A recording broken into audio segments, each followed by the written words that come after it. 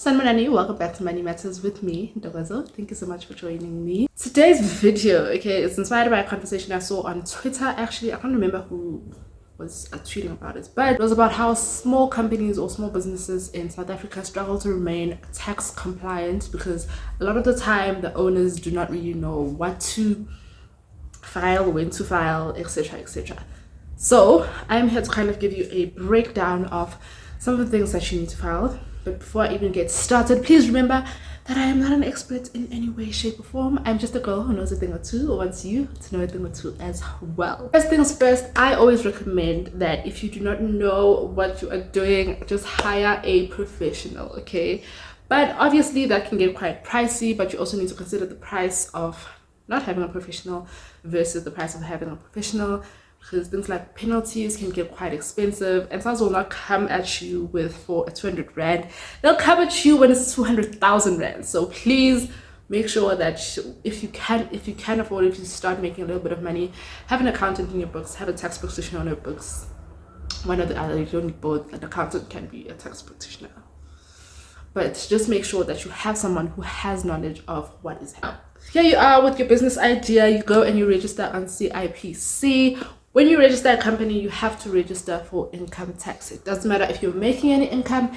It doesn't matter if you're not making any income. You have to register for income tax. You will get an income tax number when you register on Cipc. You'll get a company number and a income tax number. Okay. Now, before you even start trading, before anything happens, there are two things that you will need to file if you're someone who's not trading at all. You need to file an income tax return. An income tax return is filed 6 months after the end of your financial year. Number two, you need to file a provisional tax return. All companies need to file provisional tax return every 6 months, basically. I did a whole video on provisional tax, so please do check that out. The third thing that you need to file are your annual returns on Cipc.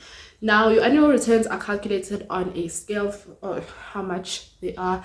This is it's like an admin thing, just to make sure that your company details are still the same and to keep a record of your, what should I call it? of your earnings and stuff like that. Yes, just to make sure that your company is still the same, it's still operating the same, it's still the same company. If you need to change addresses and stuff like that, you will change it then. I mean, you can change it before, but your annual return is to make sure. If you are a dormant company, then it's about, I think it's 100 rand. And that is due, I want to say you have 30 days after the birthday of your company, but I will double check and I'll put it on the screen. I think it's about 30 days after the birthday of your company. So if your company was registered on the 1st of Jan, by the 31st of Jan, you should have filed your annual return. So those are the three main things before you even trading, before you are doing anything with your company, that you absolutely have to file.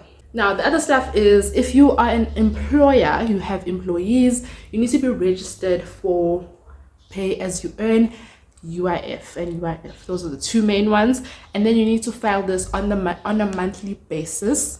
So if you are an employer, you will need to file on a monthly basis an EMP 201 return. Now, this is a reconciliation of the pay as you earn of your employees and the UIF.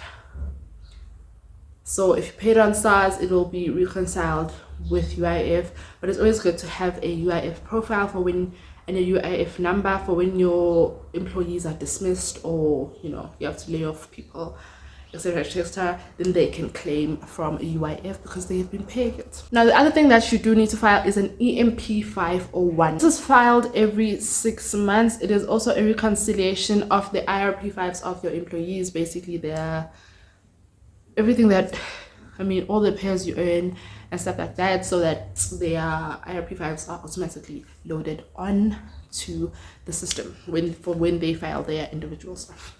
This also just helps reconcile. It's a reconciliation, basically. So to make sure that you've paid all the amounts that you were supposed to pay, you filed all the months that you were supposed to file, and yeah, if there's anything short, you'll have to pay that and the penalties for that. So yes, that's what you need to file. Other thing that you might need to be registered for as a business is VAT. Now, VAT is compulsory for you to register when you start making a revenue of 1 million. The minute your sales are 1 million, you have to register for VAT. I know other companies, if you're dealing with like tenders, and you know, there's some other big companies that will require you to be registered for VAT. You can still register. It's a voluntary registration. And yeah, that you also file for VAT. You'll be categorized, and a lot of the times, like every 2 months, you file. There are companies that file every month. I think it's also like a threshold, revenue threshold thing. But yes, with VAT, you have until the end of the following month. So if you are filing, for example, March and April, you have until the end of May to file it.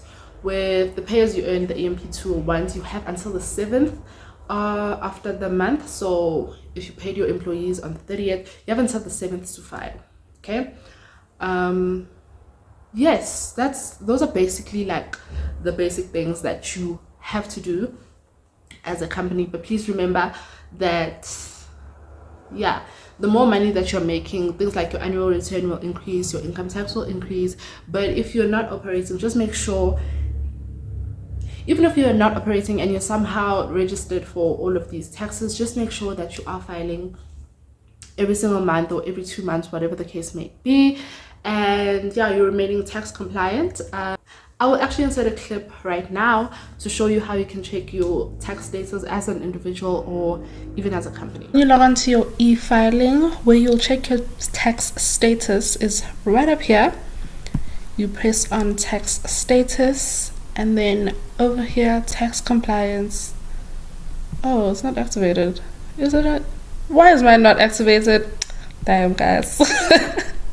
Okay, you probably need to activate it first. It's activated. Activate. Awaiting registration confirmation. Okay. Like I said, tax compliance, and then you'll go to my compliance profile, and then it will give you your overall compliance. This is also where you get your tax compliance certificate. Well, it's not long a certificate now. You get a pin and a letter that you can send to whoever's requesting it, but it shows you the submission of returns, the debts that you owe, etc, etc. So it's really that simple. And any issues, they will appear over here. If you're outstanding maybe an income tax return, it will show here. It'll be red. It'll say non-compliant. If your overall compliance is also an issue, sometimes you just have a small debt, so it will say non-compliant here, but your overall compliance will be fine. So yeah, you know, pretty easy peasy lemon squeezy. Thank you so much for watching this video. I do hope that you found it helpful. If you did, give it a thumbs up, share, like, comment, subscribe, and all of that good stuff. Let me know if you have any questions down below. I know sometimes I miss the comments, but I swear I'll try. I don't know, something's happening with my notifications on this channel. I don't want to talk about it. But yes, do let me know down below, or you can DM me on Instagram at moneymatters_. And yeah, I will see where I can help you. If I can't help you, I will refer you to an expert. Okay, thank you so much for watching.